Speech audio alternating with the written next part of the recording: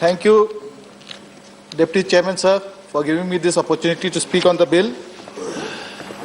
I would like to take this opportunity to point out a few problematic provisions in the Dam Safety Bill 2021 that needs to be urgently brought to the attention of all those concerned.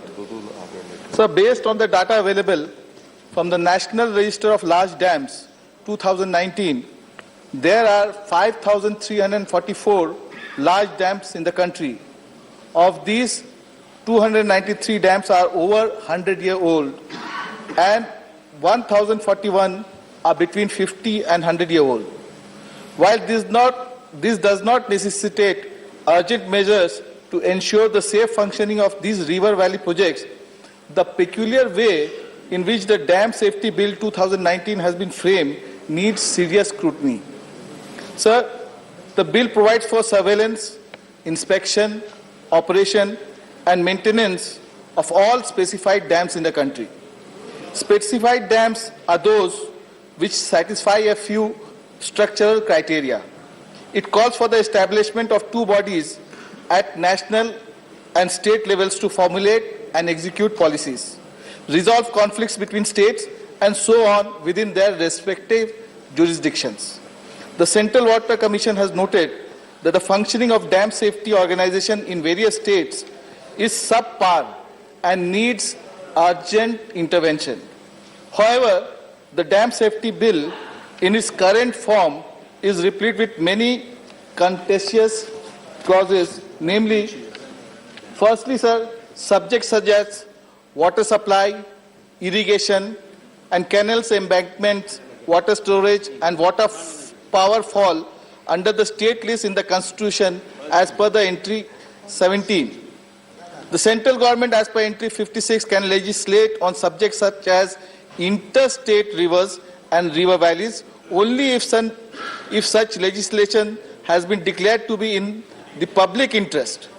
This poses a problem as 92% of all specified dams in the country involve more than one state. If the central government were to legislate on such a subject, it would be a clear encroachment of states' sovereignty and hence unconstitutional. Sir, the predecessor of the 2019 bill, the Dam Safety Bill 2010, was introduced in the Parliament under Article 252, as pointed out by my colleague here. This article allows the Parliament to make laws on subjects in the states list if two or more states pass resolution demanding the passage of such a law. A law so made would only be applicable to those states. Any other state that chooses to adopt the law may do so by passing a resolution. In this case, the two states had passed law requiring dam safety in 2007. So the Dam Safety Bill 2010 had hence come through a constitutional provision and had given the states the power to manage their dams and enact laws on dam safety. The current bill, on the other hand, sir, does not guarantee any such power to the states. It is yet another legislation that seeks to snatch away constitutionally guaranteed power of the states. Ever since the inception of this regime, we have seen how the states' rights have been trampled upon. The Union government has been constantly legislating on subjects outside its legal jurisdiction, as was seen in the case of the recently repealed farm laws, for instance. In the case of subjects that fall under the concurrent list, most decisions have been taken unilaterally by the central government with no consultations whatever.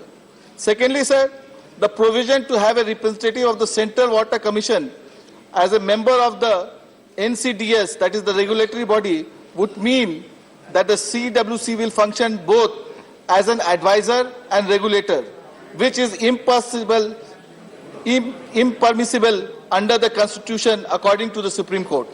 Thirdly, sir, the financial memorandum of this bill states that rupees 47 crores will be spent to set up the authorities and structure.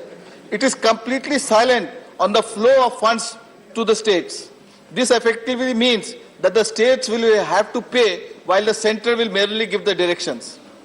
Nextly, sir, the National Committee on Dam Safety is to have a 21-member committee. The chairman and 10 people who are nominated by the, who will be nominated by the central government, 7 people from the state who will be nominated again by the central government, and 3 experts who are also to be nominated by the central government. So, sir, all 21 members will be nominated by the central government. This is a classic case of infringement of the state's autonomy.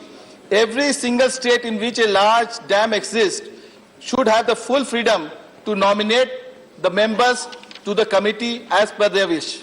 Finally, sir, the provision in the bill that allows core functions of the national and state level bodies to be amended through government notification may also not be legally admissible.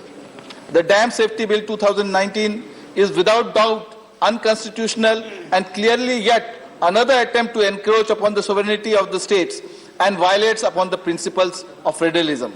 Hence, I urge the Minister to take these rather crucial points into consideration and address the inadequacies in the bill and ensure that it does not violate the constitutional principles before going any further with it. Sir, my colleague here, Mr. Shiva, is here. He had asked for a select committee, sir.